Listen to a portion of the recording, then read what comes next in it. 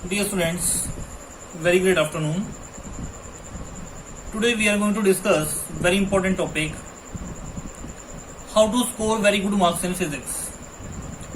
क्योंकि जब भी बच्चों से डिस्कस होती है, बच्चे ये कहते हैं कि फिजिक्स बहुत टिपिकल है, फिजिक्स बहुत टफ सब्जेक्ट है, बहुत पढ़ते हैं लेकिन स्कोरिंग अच्छी नहीं होती है। तो बेटा देखो, ऐसा है, ऐसी कोई भी बात नहीं है कि फिजिक्स आपका बहुत टफ सब्जेक्ट है, आप इसमें अच्छे मार्क्स नहीं ला सकते हैं।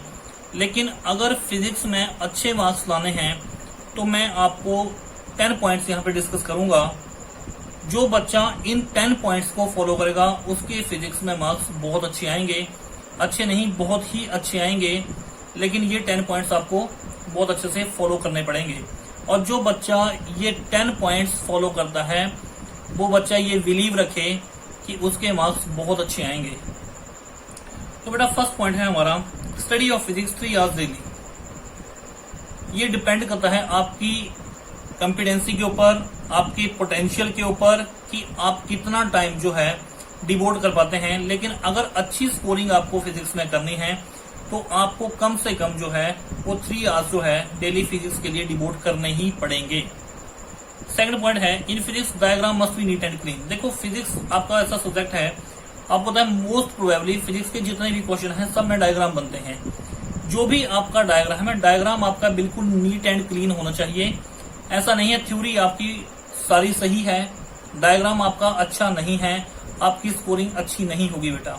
तो फिजिक्स में डायग्राम जो है थ्योरी के साथ साथ आपका डायग्राम भी बहुत नीट एंड क्लीन होना चाहिए। डायग्राम देखे, क्योंकि डायग्राम का बेटा बहुत इंप्रेशन होता है, एग्जामिनर को पता चल जाता है कि डायग्राम अगर बच्चे ने बहुत अच्छे से बना रखा है तो उसको कंसेप्ट की नॉलेज भी बहुत अच्छी होगी।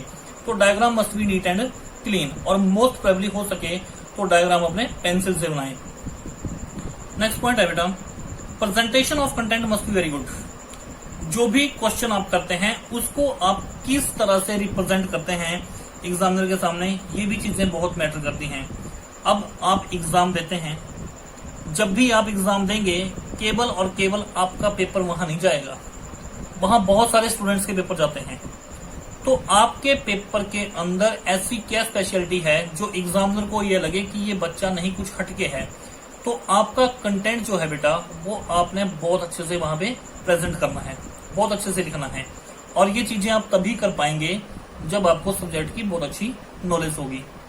Next point, more and more focus on the concept based question. देखो जब भी हम कोई क्वेश्चन डिस्कस करते हैं तो उसके ऊपर ज्यादा से ज्यादा कंसेप्चुअल क्वेश्चन आप करें। आपने एक टॉपिक कर लिया, कोई भी टॉपिक आपने ले लिया, तो जब भी आपने उस टॉपिक को किया तो उसके ऊपर आपकी बुक में बहुत सारे कंसेप्चुअल क्वेश्चन दे रखे होते हैं।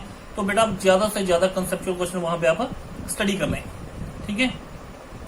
Suppose that we are discussing about the Newton laws, we are discussing about the electrostatics, हमने कूलम्स लॉ को स्टडी कर लिया, हमने न्यूटन लॉज को स्टडी कर लिया। तो उसके ऊपर कितने ज्यादा से ज्यादा कंसेप्ट बेस्ड क्वेश्चन बन सकते हैं, उन क्वेश्चंस को आप रीड करें, उनकी आप स्टडी करें, उन पे ज्यादा फोकस करें। Next, more and more focus on the numerical problem we have to discuss on the concern topic. More and more numerical problem we have to discuss on the concern topic. हम एक particular topic read कर रहे हैं, हमने एक topic की study की, हमने एक टॉपिक की डेरिवेशन की। देखो बेटा फिजिक्स, जो भी बच्चा कंपटीशन के पेपर देना चाहता है, जो भी बच्चा कॉम्पिटिटिव एग्जाम की तैयारी करता है, तो फिजिक्स में वहां पे न्यूमेरिकल ही आएंगे। क्योंकि फिजिक्स का नाम जब भी आता है मतलब we are discussing about the numericals, हम न्यूमेरिकल्स की बात करेंगे। तो फिजिक्स में जिस बच्चे की न्यूमेरिकल्स के ऊपर कमांड बहुत अच्छी रहेगी, सपोज करो आप एक फॉर्मूला लेते हैं, जैसे आपने कोई भी फॉर्मूला डिस्कस कर लिया फिजिक्स का, तो एक फॉर्मूला जो होता है बेटा उसमें कम से कम 3 या 4 टर्म रिलेटेड होती हैं। एक फॉर्मूले के ऊपर 3 या 4 टर्म जो है वो रिलेटेड होती हैं। तो आप एक फॉर्मूले के ऊपर कम से कम 8 या 10 टाइप की प्रॉब्लम उस टाइप की करें आप। फॉर्मूला आपका एक ही रहेगा लेकिन variety of question must be different. Formula तो आपका एक है लेकिन एक फॉर्मूला जो है वो कम से कम 3 या 4 क्वांटिटीज को रिलेट करता है। तो जब भी आप न्यूमेरिकल प्रॉब्लम्स को सॉल्व करेंगे तो आप एक फॉर्मूले के ऊपर कम से कम 8 या 10 प्रॉब्लम जो है बेटा वो डिस्कस करें। तो इससे आपके सब्जेक्ट की परफेक्शन जो है वो इंक्रीज होगी। And more focus on the application of the physics. Physics की जो एप्लीकेशन है, जो भी आपने पार्टिकुलर टॉपिक स्टडी किया तो आपको उसकी एप्लीकेशन पता होनी चाहिए कि इस टॉपिक की यूटिलिटी क्या है, हम इसका कहां पे यूज करते हैं, ठीक है कि नहीं।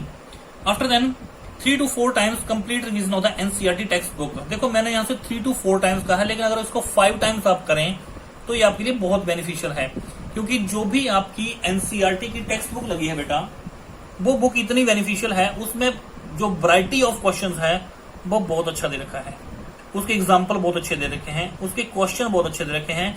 अगर जो बच्चा 4 to 5 टाइम जो है एनसीईआरटी की टेक्स्ट बुक का बहुत अच्छे से रिवीजन कर लेता है, उसके मार्क्स जो है कभी कम नहीं आ सकते।